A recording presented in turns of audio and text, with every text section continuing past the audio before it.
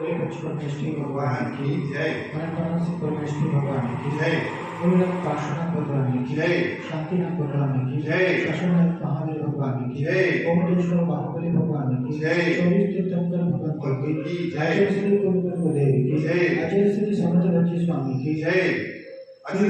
श्री अस्तित्व स्वात्माचार्य ग्रंथ की जय। द्वादशाम जन्मानी माता की जय। जैन धर्म की जय। देवदास देवसाई महाराज की जय। नमः श्री वर्धमानाय। नमः श्री वर्धमानाय।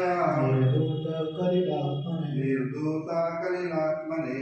सालोकानां त्रिलोकानां। सालोकानां त्रिलोकानां। यद्विद्यादर्पणाय। यद्विद्यादर्पणाय ते। देशयामि समीचीनं। देशयामि समीचीनं। धर्मं कर्मनिवर्धनं। धर्मं कर्मनिवर्धनं। संसार दुःखता सत्त्वान्। संसार दुःखता सत्त्वान्। योगरक्षित में सुखे। योगरक्षित में सुखे। सदृष्ट ज्ञानवृत्तानि। सदृष्ट ज्ञानवृत्तानि। धर्मं धर्मेश्वराय। धर्मं धर्मेश्वराय। यदि अप्रत्यनीकानि। भवन्ति भवपद्धति। श्रद्धानां परमार्थानां। श्रद्धानां परमार्थानां। आप्तागं तपोविदं। विमूढामूढाष्टाङ्गं। सम्यक् दर्शनमस्मयम्। सम्यक् दर्शनमस्मयम्। आप्तेनो छिन्नदोषेण। आप्तेनो छिन्नदोषेण। सर्वज्ञानागमेशिना। सर्वज्ञानागमेशिना। भवितव्यं नियोगेन। भवितव्यं नियोगेन। मान्यतायाप्तता भवेत्। मान्यतायाप्तता भवेत्। शुद्धिपासा जरातंक। शुद्धिपासा जरातंक। शुद्धिपासा जरातंक। शुद्धिपासा जयातंक। शुद्धिपासा जरातंक। जन्मांतक भयस्मया। जन्मांतक भयस्मया। नारागद्वेषमोहश्च। नारागद्वेषमोहश्च। यस्याप्ता सप्रकीर्तते। परमेष्टि परं ज्योतिर्। परमेष्टि परं ज्योतिर्। विलापो विमलाकृति। सर्वज्ञानादिमध्यान्त। सर्वज्ञानादिमध्यान्त। सर्वशास्त्रोपरायते। सर्वशास्त्रोपरायते। अनात्मानं विना रागे। अनात्मानं विना रागे। शास्त्राशास्त्रे सतोहितं। शास्त्राशास्त्रे सतोहितं। धनशिल्पी करस्पर्शं। धनशिल्पी करस्पर्शं। ऊर्जाकिमुपेक्षते। ऊर्जाकिमपेक्षते। आप्तोपज्यमलभ्य। आप्तोपज्यमलभ्यम्। आप्तोपज्यमलभ्यम्। अग्रस्तेष्टविरोधकम्। अग्रस्तेष्टविरोधकम्। आप्तोपज्यमलभ्यम्। आप्तोपज्यमलभ्यम्। आप्तोपज्यमलभ्यम्। अग्रस्तेष्टविरोधकम्। तत्त्वोपदेशकृत्सारम्। तत्सारम्। शास्त्रं कापट्टघट्टनं। शास्त्रं कापट्टघट्टनं। विषयाशावशातीतो। विषयाशावशातीतो। निरारम्भो परिग्रहः। निरारम्भो अपरिग्रहः। निरारम्भो परिग्रहः। ज्ञानतपोरक्तस्। ज्ञानतपोरक्तस्। तपस्वी स प्रशस्यते। तपस्वी स प्रशस्यते। इदमेव दृश्यमेव। इदमेव दृश्यम्।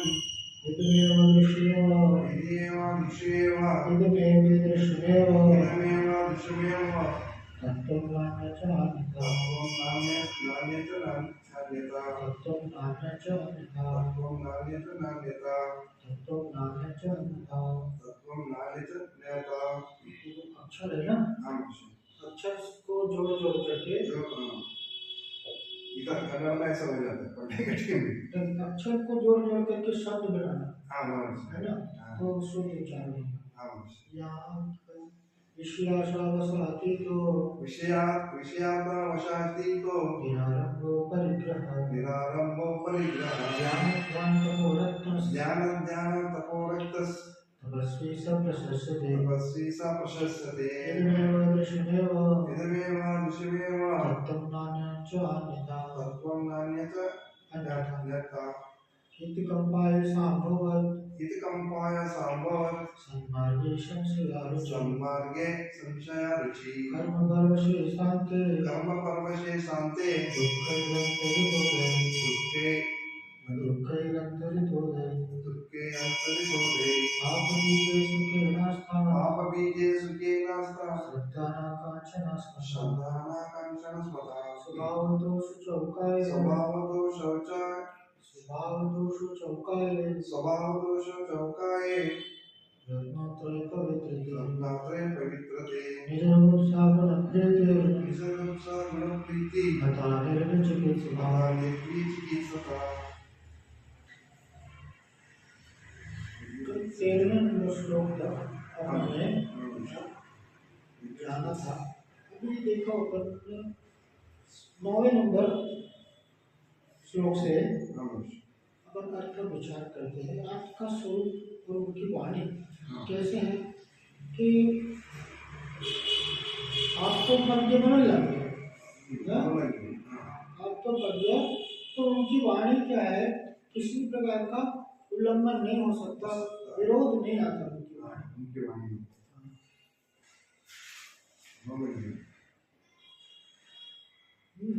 क्योंकि किनके द्वारा कहा गया है, तीर्थंकर भगवान की वाणी है, तो वहाँ पर किस प्रकार का मतलब प्रत्यक्ष परोक्ष किसी प्रकार से वाद नहीं सिद्ध है, वाणी में विरोध आता, उल्लंघन नहीं हो सकता, उसका काट नहीं हो सकता। अरे जो उन्होंने क्या कहा ना, वैसा तो वैसा ही है, जो है सो है। अदृष्टेष्ट विरोध कर्म, और अनुमान आदि से प्रत्यक्ष किसी प्रकार से विरोध आदि से कितना भी लोग तर्क वितर्क करो, लेकिन आप फिर तो यही स्वीकार करना, सुखी होना है और मुक्ति पाना है, तो उनकी जो वाणी है उनके हिसाब से ही चलना होगा, और कोई दूसरा उपाय नहीं है। क्या और कैसी है उनकी वाणी, तत्वोपदेश, तत्व का उपदेश करने वाली, जीवादि जो कल्याणकारी जो तत्व है, जिससे इस तत्व का आभास हो जाता है, तत्व से परिचय हो जाता है, फिर क्या उसको सब कुछ प्राप्त हो गया, फिर उसका कल्याण उससे दूर नहीं है। तत्व का उपदेश करने वाले, और इस तत्व की हमें उपदेश कहाँ से मिले, तीर्थंकर भगवान के मंत्र। आज जो भी शास्त्र हम पढ़ रहे हैं, जो क्या उनकी वाणी जो आचार्यों के माध्यम से हमें प्राप्त हो, तत्व का उपदेश सार्वभौम, और कैसी उनकी वाणी, समस्त जीवों का कल्याण करने वाली, सर्वोदय, यानी सबके उदय, सबके कल्याण का कारण नहीं है, सबके कल्याण का कारण है। तो सूक्ष्म से सूक्ष्म जीव है, तो हरेक जीव, जगत के हरेक जीव सार्वभौम का वहाँ पे भेदभाव नहीं है। समूह शरण में आप देखो तो वहाँ सर में लेला है, सिंह है, सभी शरण में बैठे रहते।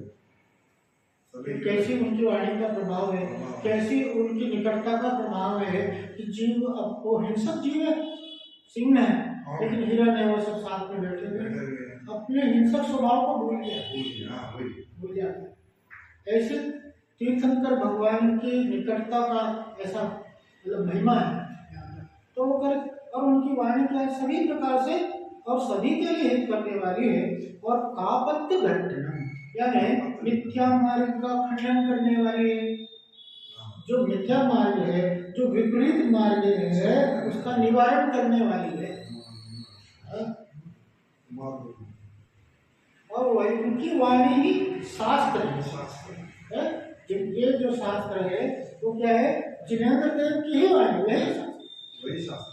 अभी शास्त्र के नाम पर बहुत शास्त्र है, आप शास्त्र भी पढ़ो, लेकिन क्या यहाँ ध्यान रखना, क्योंकि हर छपी हुई वस्तु बुक के आकार में वो शास्त्र नहीं होता। जो वाणी शास्त्र में लिखी हुई है, और वो वाणी बस मोक्ष मार्ग का ही उपदेश। हाँ, उसमें अगर संसार मार्ग का उपदेश है तो वो शास्त्र की श्रेणी में नहीं आएगा। वो मिथ्या मार्ग का क्या करें, खंडन करने वाली है। जो अनादिकाल से ये जीव क्या विपरीत दिशा की ओर आगे जा रहा है, जा रहा है कि नहीं? मान लो किसी को बैंगलोर जाना है, हाँ, और उसकी गाड़ी क्या सौंदर्य की तरफ हो गई, हाँ, पहुंचेगी नहीं। अब बाद में उधर जाने के बाद मालूम पड़ा आगे कि आप तो सौंदर्य के साइड निकल गए, बैंगलोर तो उल्टी दिशा। अब क्या करूँगा कि जितना आगे बढ़ गए उतना वापस आ गए। अगर बात समझ में आ रही है, अगर उनकी वाणी रुच रही है, अगर मिथ्या मार्ग तुम्हें समझ में आने लग गया, तो अब क्या करो कि अब मुक्ति के मार्ग पे अग्रसर हो जाओ। अन्यथा क्या होगा कि उस मार्ग में सुखी होना है, सबको सुखी, सभी क्रम से और अपने उस परम पद को प्राप्त करेंगे। लेकिन अगर आभास हो रहा है अभी कि मैं जिस रास्ते पे जा रहा हूँ वो मिथ्या मार्ग है, तो अभी क्या अवसर है कि वापस गाड़ी मोड़ लो मोक्ष मार्ग की ओर। अन्यथा तो क्या होगा, ये विपरीत दिशा, इधर कोई पार नहीं है। संसार अर्थात भटकाव और मोक्ष अर्थात ठहराव। अब आप ठहराव में सुख है कि भटकाव में सुख है? बस जरा कि कापत्य घटना मिथ्या मार्ग का खंडन करने वाली है। सम्यक दर्शन ज्ञान चारित्राणि मोक्ष मार्ग, मिथ्या दर्शन ज्ञान चारित्राणि संसार दर्शन। जितना भी मतलब आत्मा को लक्ष्य में लिए बिना जितने भी कार्य कर रहा है तो वो सब क्या है, संसार का कारण है।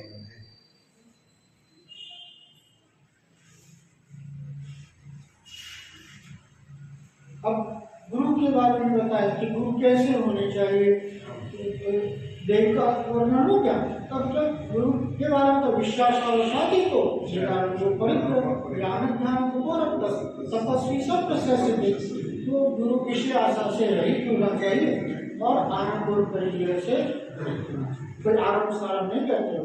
खेती बाड़ी आदि में तो ये आरंभ और परिचय से रहित और क्या ज्ञान ध्यान और तप में लीन। ये क्या है, तपस्वी में वे साधु अर्थात कौन, जो स्वयं को साधे वो साधे, स्वयं को साधे। और अगर विषय आशा में लगा रहेगा तो फिर वो साधु बना कहाँ गया? विषय आशा को जीतने का नाम, जो विषय आशा को जीत लिया मतलब जीत रहे हैं, जो तो विषय भोगों में मग्न है वो कहाँ से गुरु होगा? आरंभ और परिग्रह करता है और ज्ञान ध्यान तप, और इन तीन के अलावा चौथा और कोई कार्य है नहीं। निर्ग्रंथता ही सुखी होने का उपाय है। और निर्ग्रंथता का तात्पर्य क्या कि सभी प्रकार से निर्ग्रंथ, आशा से भी वस्तु से भी लगाओ ममत्व नहीं, वो निर्ग्रंथ। घर क्यों छोड़ा? धंधा व्यापार करते रहेगा तो उसको धर्म साधना हो पाएगा क्या? धंधा व्यापार करेगा, लोगों से मिलेगा, इसकी उसकी बातें होंगी, तो वहां घर में लेकर के कषाय से बचा तो विषय आशा से रहे तो करके आरंभ परिग्रह नहीं करना, कोई धंधा व्यापार नहीं, कोई धन संपत्ति आदि की अपेक्षा नहीं करना, ज्ञान ध्यान और तप में अपना एक एक क्षण व्यतीत करना। तो ऐसी गुरु का स्वरूप बताया कि जो अब आगे देखते हैं सम्यक दर्शन के 8 अंगों का वर्णन है। सम्यक दर्शन इन 8 अंगों के बिना क्या है, अधूरा है, दोषपूर्ण है। अब मतलब आप सम्यक दर्शन होते ही ये 8 बातें होती होना ही है। मतलब जिस प्रकार से दीपक है ना, दीपक और प्रकाश कैसा होता है, एक साथ होता है कि नहीं होता? ऐसे ही सम्यक दर्शन हुआ तो ये 8 विशेषताएं, 8 गुण उसमें स्वतः ही समाहित उसमें भी है। मतलब अपने सम्यक दर्शन की परीक्षा करना है तो इन 8 कसौटियों पर खड़े उतार लेना। अगर ये 8 बातें है ना तो तुम वाकई सम्यक दर्शन। क्या अब निशंकितं में इदमेव दृश्यमेव तत्त्वं नान्यत्र चान्यथा इत्थकम्पाय सम्भवति सन्मार्गे संशया रुचि। अब निशंकित में तत्ववादी जो जिनेंद्र देव ने तीर्थंकर प्रभु के माध्यम से हमें जो तत्व आदि का उपदेश मिला तो जरे कि वो तत्व और जो उनकी वाणी है शास्त्र और जो गुरु का स्वरूप, ये तीनों बातों को मैं पिछले कथाओं के माध्यम से अपने जान इदम यही इदम ईदृशम ऐसा ही यही है और ऐसा ही है, इसमें कोई फेरफार नहीं हो सकता, मतलब इसका कोई विकल्प नहीं हो सकता कि इसकी जगह इसको रख दे ना, ऐसा ही है और अन्य ना, और अन्य भी नहीं, मैं अन्य का यहाँ पर कोई स्थान नहीं।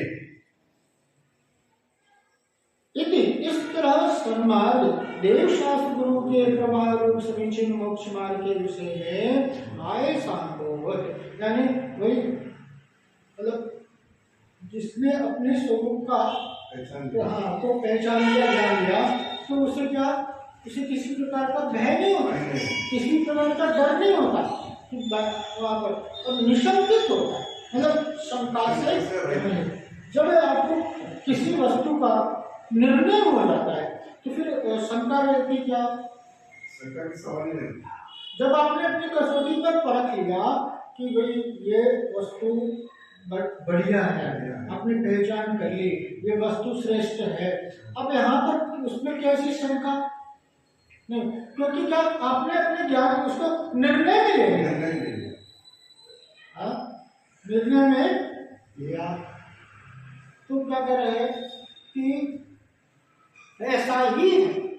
और तलवार के मतलब धार पर वो नील का उदाहरण दिया था कि जैसे वो नील निशंक होकर के तलवार की धार पर गिरता है, लेकिन उसे कटने करने का भय ही नहीं होता, कटने जो है, तो इस प्रकार से अपने शाश्वत स्वरूप को जो पहचानता है वो निशंकित रहता है। या जीवादि सात तत्व देव सात, ऐसा ही है मोक्ष मार्ग, मतलब जो समीचीन मोक्ष मार्ग है उसके विषय में वो निशंकित है, शंका से रहित है।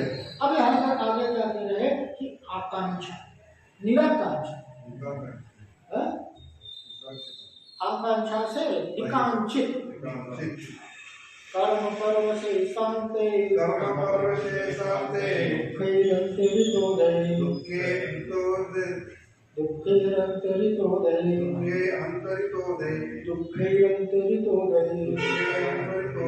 आत्मीजे सुखे नास्ता श्रद्धानाकांक्षणा स्मृता कर्म पर्व से शांति दुखेन तरितोदय पाप निजे सुखे नास्ता श्रद्धानाकांक्षणा स्मृता। तो कैसा है ये होगा कि सारे संयोग कैसे है, कर्म के अधीन है, कर्म का उदय होता है तो प्राप्त होते हैं, और क्या दुख का कारण है, हाथ क्या लगता है, दुख तकलीफ पीड़ा, और क्या कर रहे हैं कि पाप का बीज पाप का कारण है। तो इन कारणों को याद करके फिर सांसारिक सुखों में आस्था आसक्ति नहीं होनी चाहिए, आकांक्षा से रहित होनी चाहिए। कारण क्या है कि मेरा तेरे अधीन नहीं है। संसार में क्या सुख की आकांक्षा रखना ये भूल है, और वहां पर कहते तुम जो सुख की आकांक्षा रख रहे हो, जो तुम पर पदार्थ आदि संयमों आदि की के माध्यम से सुखी होने की कल्पना कर रहे हो, उसकी वास्तविकता क्या है कि तुम्हारे करने से कुछ नहीं होता, वो तो कर्म का उदय आएगा तो कार्य कुछ प्राप्त होगा है। भरोसा क्या होता है कि मैंने ये पैसा दिया तो मुझे ये वस्तु मिल गई, तो मुझे इस सिस्टम पर भरोसा है कि बिना पैसा दिए वस्तु नहीं मिलेगी। तो यहाँ पर क्या कह रहे हैं कि भाई ऐसा ही है, तो कर्म तुमने बांधे ना, कर्म बांधे, और जिस तीव्रता मंदता से कर्म बांधे होंगे तो उसका उदय उसी अनुसार है। तो वो क्या है कि कर्म के अधीन है। तेरे पुण्य कर्म का उदय आएगा तो उस काम को होने से कोई रोक नहीं पाएगा, और जब तेरे पाप का उदय होगा तो क्या, तो कितना भी मेहनत कर ले, कितने भी उपाय कर ले, होता क्या है, चाहा हुआ नहीं होगा। वो तुम्हारी चाह, तुम्हारी इच्छा क्या है, कर्मों के अधीन है। और फिर क्या, अंत से सही है, कितना भी मेहनत करके, कैसे भी लड़ाई झगड़ा फसाद करके वस्तु को इकट्ठा करता है, और क्या करे, कितना भी इकट्ठा कर ले, लेकिन क्या वो सब अंत से सही है और दुख का कारण है। तो कल्पना कर रहा है कि इससे मेरे को सुख मिल जाएगा, तेरी परेशानियां और बढ़ जाएगी। भाई गोडाउन जिसका जितना बड़ा है ना, उसको सिक्योरिटी भी उतने हिसाब से करनी पड़ती है, और अच्छी से अच्छी सिक्योरिटी फेल हो जाती है।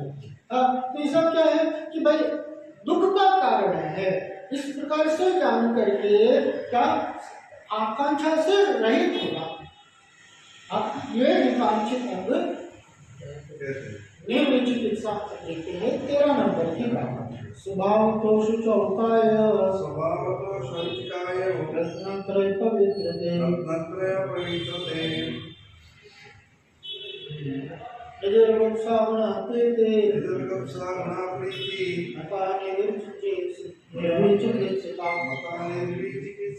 स्वभाव तो शुचौकाय रत्नत्रय पवित्रते क्या है कि शरीर कैसा है, स्वभाव से अशुचि है, और वो कैसा, लेकिन क्या क्या उसके शरीर के प्रति ग्लानि मत करो, या किसी भी वस्तु से के प्रति, किसी भी व्यक्ति के प्रति ग्लानि नहीं करो। बोले फटा फटा चुका कपड़ा पहन करके आ गया, नहाया धोया भी नहीं, कैसी बस उस ग्लानि आप नहीं करते। निर्विक चिकित्सा हम कहता है कि उसकी ग्लानि नहीं करनी, उसमें ग्लानि अगर करोगे तो क्या है, तुम्हारा ही नुकसान है। क्योंकि ग्लानि करके आप क्या कर रहे हो, अशुभ कर्म का बंद करो। वो तो आप यहाँ पर ग्लानि से रहित करो। ये शरीर कैसा है, अशुद्ध। किसी भी स्थिति में इस शरीर को शुद्ध नहीं किया जा सकता। आप कितने भी उपाय करें, लेकिन एक उपाय है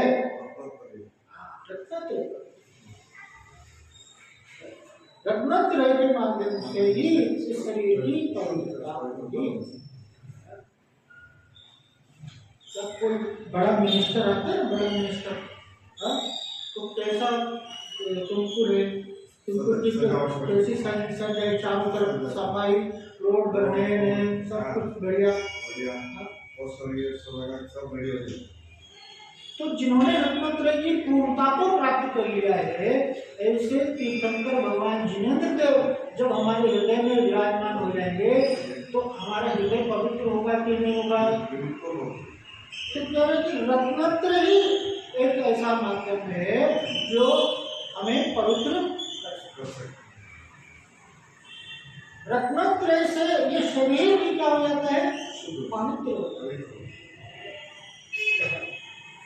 इसलिए जैसे मुनिराज आदि हैं तो क्या उनके शरीर से बदबू आ रही है, या किस प्रकार का रोगी है, तो रुग्ण अवस्था है, तो उनसे ग्लानि नहीं, वो तो बड़े आप उनकी सेवा शुश्रूषा करें। अब यहाँ पर क्या 14 नंबर का श्लोक देखते हैं। कापते पति दुःखानां कापतस्ते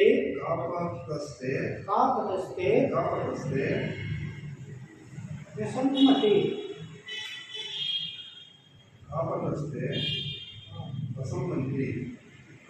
कापते पति दुःखानां पति दुःखानां कापतस्ते सम्मति कापते पति दुःखानां कापतस्ते सम्मति कापते पति दुःखानां कापतस्ते सम्मति कापते पति दुःखानां आपतस्तेत्य सम्मति असंप्रकृतिर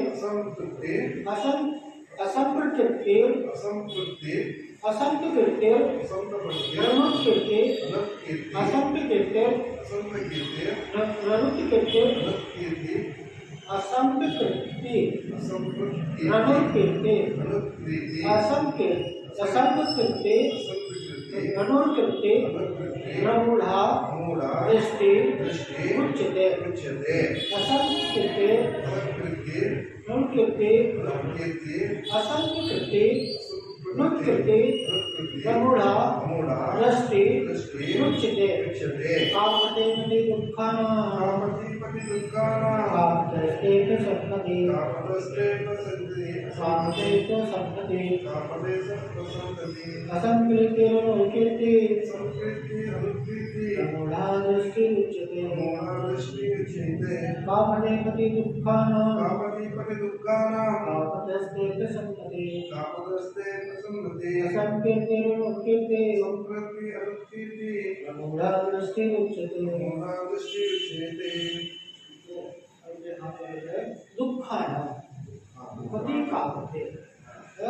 जो कापक मार्ग है, जो मिथ्या मार्ग है, फिर है मिथ्या दर्शन आदि जो कुमार है। कुमार कौन सा है? मिथ्या दर्शन, मिथ्या ज्ञान, मिथ्या चारित्र। और कापते मार्ग में स्थित जीव में क्या मिथ्या मार्ग और मिथ्या मार्ग में स्थित जीव में असम्मति, क्या अपनी सम्मति नहीं होती, अपनी क्या उसमें सहमति नहीं होना चाहिए, उसमें सहमति नहीं है। मतलब मिथ्या मार्ग है ना, उसको मानते हैं, मिथ्या मार्ग को नहीं मानना और मतलब दशमृति जरूर करके उसमें सम्मति नहीं मानना और सम्मति भी नहीं देना। हाँ, और अनुरोध करके वाचनिक प्रशंसा से नहीं, एक तो उसमें अपनी सम्मति नहीं जाहिर करना कि बहुत, और उसमें प्रशंसा नहीं करना कि खूब अच्छा कर रहे हो, बहुत अच्छा कर रहे हो। अगर कोई मिथ्या मार्ग है, मिथ्या का मतलब आचरण करता है, तो उसके लिए क्या, उसके लिए उसमें सम्मति भी नहीं जाहिर करना और अपने वचनों से भी प्रशंसा नहीं करना। अभिनय और विनय दोनों नहीं, क्या अभिनय और विनय दोनों नहीं, वो तो बात की बात है। अभिनय विनय हम तो उसके चक्कर से पड़ते ही नहीं, क्योंकि उनकी हमें कोई बुराई नहीं कर रहे, कोई गलत करे, हमारी सम्मति नहीं है। हमने इस बारे में कुछ कहेंगे, आप जो कुछ भी करो, हमें उससे कोई मतलब नहीं है, लेकिन हमारे इस कार्य में न सम्मति है, ना हम आपको प्रोत्साहित करेंगे। मैंने कोई गलत काम कर रहा है, कोई बलि आदि दे रहा है, कोई पाप कार्य धर्म मान करके कर रहा है, और कोई नदी में स्नान कर रहा है, नदी में स्नान करके और बोला कि शुद्ध हो जाएगा, तो ऐसे जगह पर ऐसो धन आदि लगाना, दान आदि देना, तो वो क्या वहाँ पर सम्मति हो गई, आप उनको और बढ़ावा दे रहे हो। भाई कोई ऐसी संस्था है, वो मेरे नहीं ना, क्या कहते हैं उसको, चाइल्ड एब्यूज। हाँ, जैसे जो बच्चों के हाथ पांव काट देते हैं ना और भीख बनवाते हैं, और ऐसी संस्थाओं को दान दे रहे हैं। तो कहेंगे यहाँ पर कि आप ऐसी के लिए सम्मति नहीं जाहिर करना, न वचनों के माध्यम से उनकी प्रशंसा करना, और क्या करे, और शारीरिक संपर्क से नहीं, वहां जाना भी नहीं। लोग क्या कहते हैं कि हम तो सम्मति नहीं करते, ना हम वहां नहीं करते, लेकिन क्या करें, लोक व्यवहार में जाना पड़ता है वहां। लेकिन आपका वहां जाना है ना, अनुभव सब हो गया। और दूसरा क्या है कि आपको देख करके और भी भटकेंगे ना, जो आप जाते हो वहां पर, तो आपके देखा देखी और भी जाएंगे वहां पर, बच्चे भी जाएंगे वहां पर। क्यों? उनको क्या मतलब, हमारे दादा बाबा जाते थे, हम भी जा रहे हैं, बिना कुछ उसके परिणाम को विचार किए।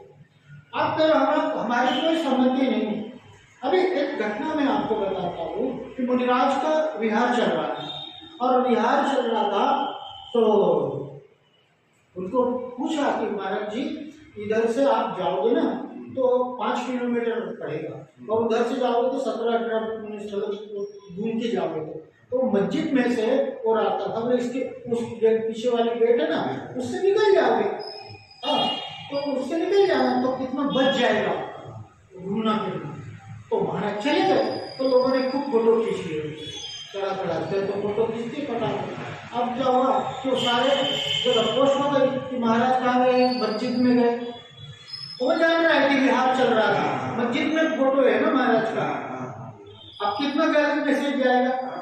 तो हमें भी ऐसे स्थान पर जाना है और ऐसे लोगों की प्रशंसा करना है और न उसके मान्यता देना है इस प्रकार से। तो ये कह रहे हैं, ये अमूल दृष्टि। अभी हम तो नरक त्रियंश कुमानुष आदि व्यक्तियों का घोर दुखों का मार्ग, ऐसा जो मिथ्या मार्ग है उसकी तथा कुमार्गी अर्थात मिथ्या मार्ग पर चलने वाले पुरुष को जो मन से प्रशंसा नहीं करता, वचनों से स्तवन भी नहीं करता, तथा काय से हाथ आदि की उंगलियां नख आदि मिलाकर सराहना नहीं करता, वह क्या है? अमूल दृष्टि। यानी नरक त्रियंश जो मनुष्य आदि गति है, जहाँ दुर्गति है, मतलब घोर दुख को सहता है कल्याण में जाकर के, ऐसे दुख का मार्ग मिथ्या मार्ग, इस मिथ्या मार्ग की दुख की जो परंपरा रूप मिथ्या मार्ग है, और चल के उस मार्ग की तथा कुमार्गी के मार्ग के मिथ्या मार्ग के प्रति, और जो उस मिथ्या मार्ग पर चल रहा है, हाँ चलने वाला और पुष्टि, और जो मन से प्रशंसा नहीं करते। पहला तो क्या, मन से प्रशंसा, मन में बहुत खूब अच्छा कर रहे हैं, वो भी प्रशंसा नहीं करना, और वचनों से भी नहीं करना, कहते तथा करके और अंगुलियां इशारा करके उसको कहते इशारा करके बताते हैं ऐसा कर दो, फिर हमने तो कुछ भी किया नहीं। लेकिन ये सारी जो प्रक्रिया है, तो ये क्या है कि ये सब मिथ्या मार्ग का पोषण करने वाली है। अमूल दृष्टि अंकाधारी इन कार्यों को करता है। अब भाव जहाँ संसारी जीव मिथ्यात्व के प्रभाव से रागी द्वेषी देवों की पूजन प्रभाव न देकर प्रशंसा करते हैं। देवियों के पास जीवों का घात निराधना देकर उसकी प्रशंसा करते हैं। क्या संसारी जीव क्या मिथ्यात्व के प्रभाव से जो रागी द्वेषी हैं, उनकी पूजन प्रभाव उनके निर्णय रहते हैं उनके पास। अपने कई जैनी बंधु ऐसे हैं जो दूसरे मंदिरों में जाते हैं। उनका क्या कहना है कि हमारे यहाँ तो त्याग की बात होती है, ये छोड़ दो वो छोड़ दो, और यहाँ पर देखो यहाँ प्रसाद देते हैं, बहुत बढ़िया बढ़िया लाइटिंग म्यूजिक सब कुछ है, खूब डांस वांस सब कुछ है यहाँ पर, कितना है आनंद। अब जब भोगी होगा उसकी भोग की पुष्टि होगी तो वो वहीं जाएगा।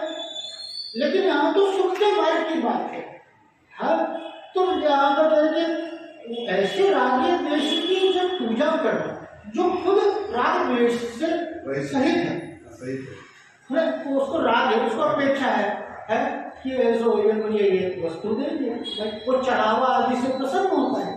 भाई वहाँ चढ़ावा चढ़ावा तो वो प्रसन्न होता है, क्या करके रागी है इसलिए मतलब वो चढ़ावा आदि चाहता है ना। और क्या भाला वेला भी लिए हुए, अस्त्र शस्त्र भी लिए हुए, तो भाई किसी से नाराज भी हो जाते हैं वो दे जो किसी से नाराज होकर के अहित भी कर देंगे। तो ऐसे रागी द्वेषी की पूजा प्रभावना देख करके खूब भीड़ लगी रहती मंदिर में, रागी द्वेषी देख करके, और वो प्रशंसा करते हैं, देखो तो कितनी भीड़ है, कितनी अच्छा यहाँ इंतजाम है, कितना सब व्यवस्था है, कितना खर्च किया, इस प्रकार से इनकी प्रशंसा करते हैं।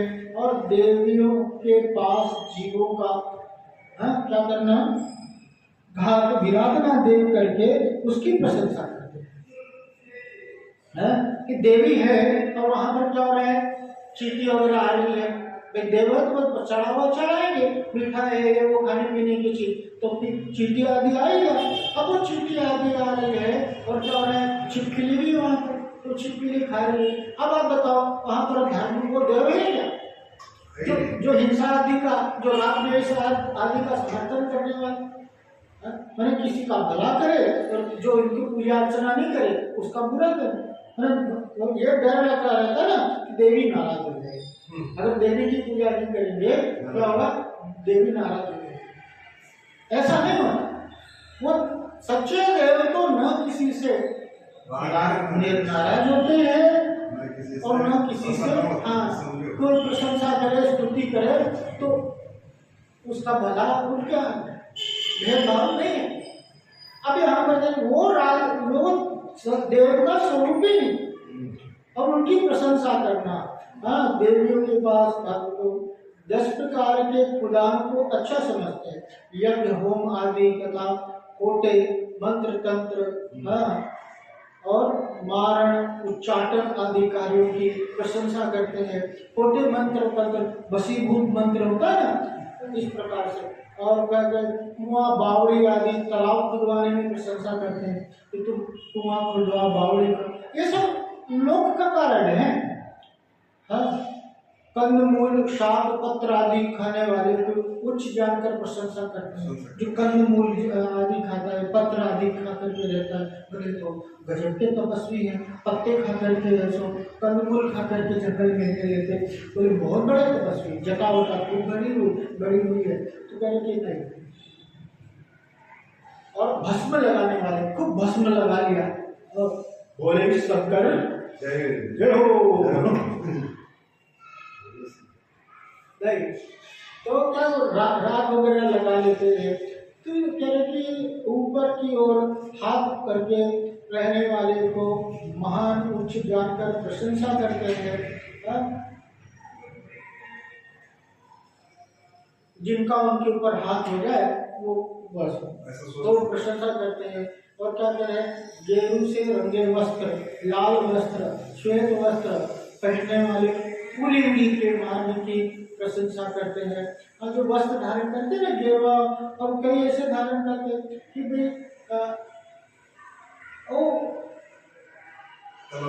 हाँ, सफेद है, गेरुआ है, इस प्रकार के उनकी प्रशंसा करना, उनको पूज्य मानना। जोगिनी, यक्षिणी, क्षेत्रपाल आदि को धन को देने वाला और राग द्वेष को दूर करने वाला मानते हैं। उनको क्षेत्रपाल आदि को, जोगिनी आदि, यक्षिणी आदि को धन देना। जैसे क्षेत्रपाल आदि की जो व्यवस्था थी ना अपने मंदिरों में, क्षेत्रपाल आदि क्यों है?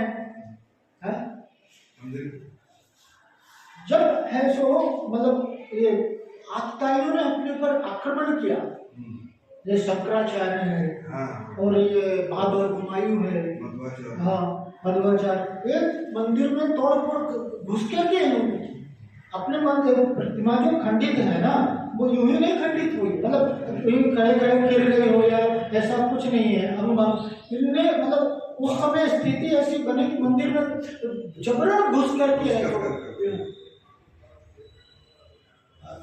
तो क्या हुआ कि क्षेत्रपाल आदि की सो स्थापना कर देते थे बाहर में, तो जिसे देख करके वो चले जाते, अरे यहाँ पर रक्षक देव है, तो वो चले जाते। इसलिए मंदिरों में क्षेत्रपाल आदि को मतलब वो, पर वो परंपरा अभी तक चली आ रही है। लोगों की जो अपेक्षा है कि भगवान क्या है, देखो अब इनके पास वस्त्र है, आभूषण है, कितने सोने चांदी आदि पहने हुए हैं, तो बोले कि दिल तो देव है, हमें तो वही चाहिए।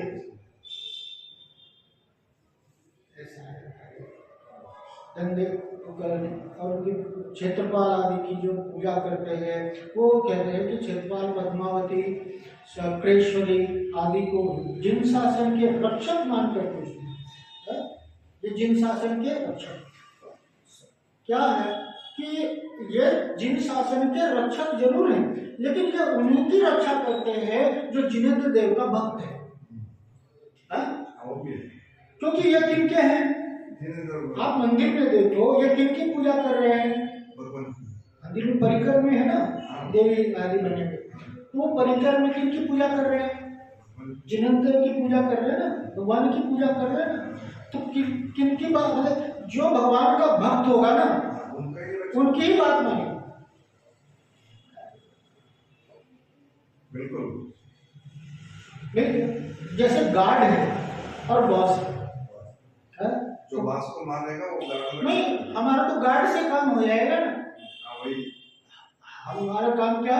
गार्ड से काम। लेकिन गार्ड उन्हीं की सुनेगा जो बॉस की जो अगर ऑर्डर होगा तो वो वही सुनेगा। कि ये जो है चित्रपाल, पद्मावती, चक्रेश्वरी आदि है, ये जिन्हें जिन शासन के रक्षक मान करके अगर पूजते हैं तो क्या है? वह मिथ्या मार्गी है। फिर क्या करे? देवताओं को कवला हार मानकर तेल, तप, लपसी, मूंगा, बड़ा तथा इत्र, फूलमाला इत्यादि से देवता प्रसन्न होना मानते। हाँ, देव भोजन ग्रहण करते, कमला के भोग लगाते कि नहीं लगाते? बना करते। तो भगवान के भोग ग्रहण करते, उनकी पूजा करना, तेल आदि खूब लगाना, इत्र आदि, तो इस प्रकार से वो देव प्रसन्न हो जाएंगे ऐसा हम मानते हैं। और देवताओं को रिश्वत देने का क्या वचन कहते हैं कि यदि मेरा अमुक कार्य सिद्ध हो जाए तो तुम्हारे लिए छत्र चढ़ाऊंगा, मंदिर बनाऊंगा। मतलब कि एक रिश्वत और एक शर्त लेकर के आया है भगवान के सामने, क्या मेरा ये काम बनेगा तो मैं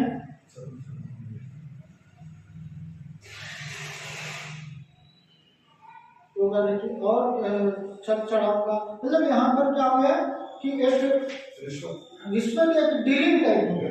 अब क्या होता है कि आपने कोई मनोकामना की और भगवान के पास आकर के आपने चढ़ाया, पूजा अर्चना की और वो काम नहीं हुआ, तो आपकी आस्था टूट जाए।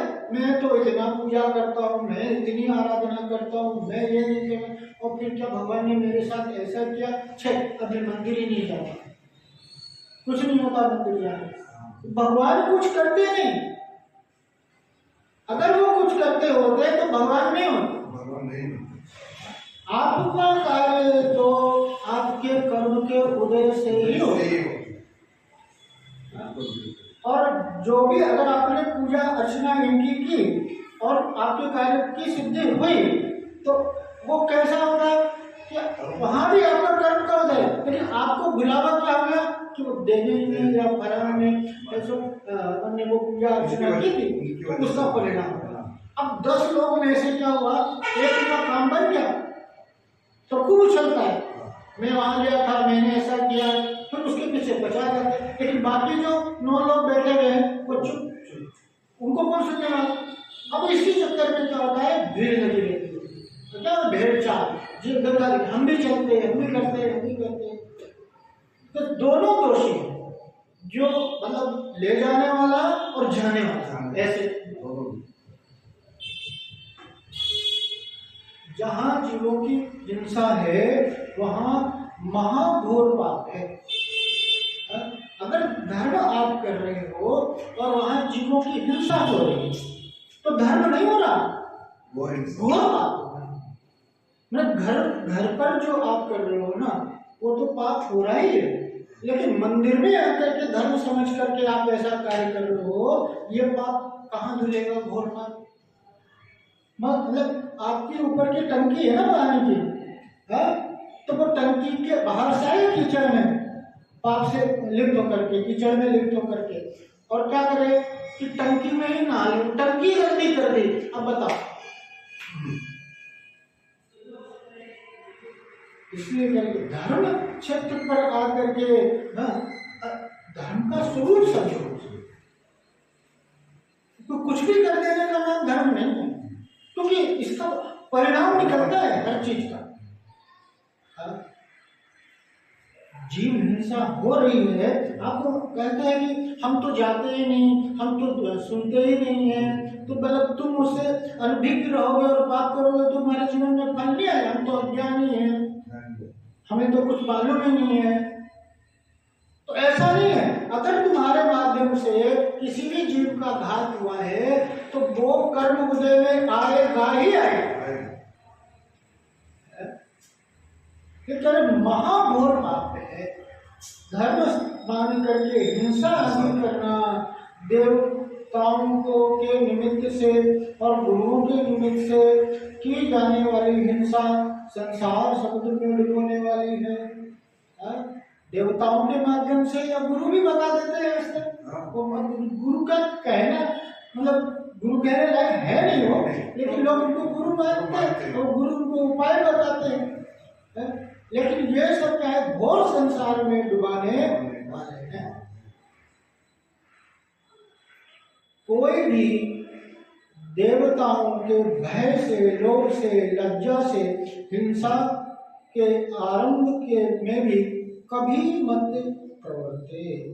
क्या करें, कोई भी देवताओं के भय से, देवता के भय से, भय से देवता का भय, देव नाराज और लोभ से, देव के पास है तो मेरी इच्छा पूर्ति करेंगे वो, या फिर करेंगे लज्जा से, भाई लोग लाज होता है ना, आप तो जाते ही नहीं, मंदिर आते ही नहीं लोग इस स्थान पर लोग क्या कहेंगे, ऐसी लज्जा में मतलब ऐसा नहीं। और क्या कर रहे हैं कि दयावान की तो देव रक्षा ही करते हैं, जो किसी का अपराध नहीं करता, बैर नहीं करता, उसकी विराधना देव भी नहीं कर सकते। क्या कर, जो दयावान है, जिसके अंदर में दया है, जिसके अंदर में करुणा है, जो दूसरे जीव के दुख को देख करके दुखी होता है, वो करके वो करुणावान है और देव भी उन्हीं की रक्षा करेंगे। आप इतिहास, आप शास्त्र उठा करके देखोगे तो हर जगह मनुष्य है वो शीत का पानी का मतलब उसकी देव रक्षा करने आए। सुदर्शन सेठ आदि की बहुत सी कहानियां हैं कि वह फांसी पर चढ़ाने जा रहे थे और क्या हुआ, फूल का हार बन गया। देव ये क्या करते हैं, रक्षा करते हैं। जो किसी का अपराध नहीं करता है, जो किसी का अपराध नहीं करता, किसी प्रकार का वो अपराध नहीं करता, गलत कार्य नहीं करता, किसी से बैर नहीं रखता। ये बैर क्या है, बहुत खतरनाक है। तुरंत कोई गलत हुआ ना अपने साथ में तो उस व्यक्ति ने तुझे छोड़ना नहीं, मैं तुझे छोड़ूंगा। और ऐसा मन में ऐसा ठान लिया, वो बैर क्या अनंतानुबंधी का अगर बंध जाए तो वो बैर जन्म जन्म तक जाता है। किसी से भी बैर अगर बांध लिए तो क्या वो इस भाव में, पाषाण भगवान को देखो, क्या बैर था, उसने कैसे पाला उनसे बैर, अब आप देखो 10 भाव तक बैर ही नहीं पूछे, कैसे कैसे भीषण भीषण उपसर्ग। तो क्या बैर नहीं, आप मित्रता से, प्रेम से हर किसी को जीता जा सकता है। कौन शत्रु है इस संसार में, कोई नहीं ना।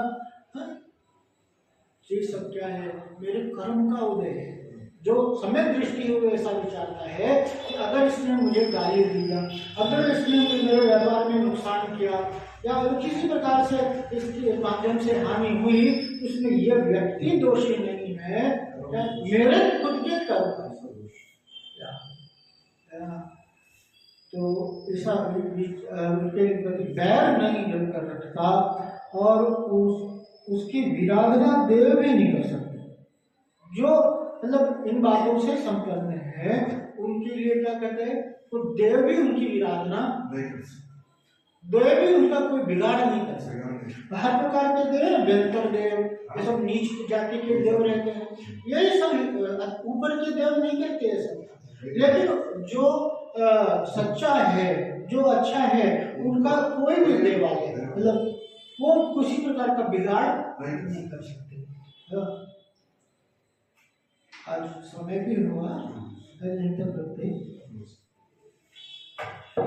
बोली पंच परमेश्वर भगवान की जय। अनंत से परमेश्वर भगवान की जय। पार्श्वनाथ भगवान की जय। शांतिनाथ भगवान की जय। शासनाथ महावीर भगवान की जय। ओमकेश्वर बाहुबली भगवान की जय। 24 तीर्थंकर भगवंतों की जय। आचार्य श्री कुटुंब गुरुदेव की जय। आचार्य श्री संतवंशी स्वामी की जय। श्री रत्नकर सावकाचार्य ग्रंथ की जय। साक्षी मानी माता की जय। जैन धर्म की जय। जय। 113 की महाराज की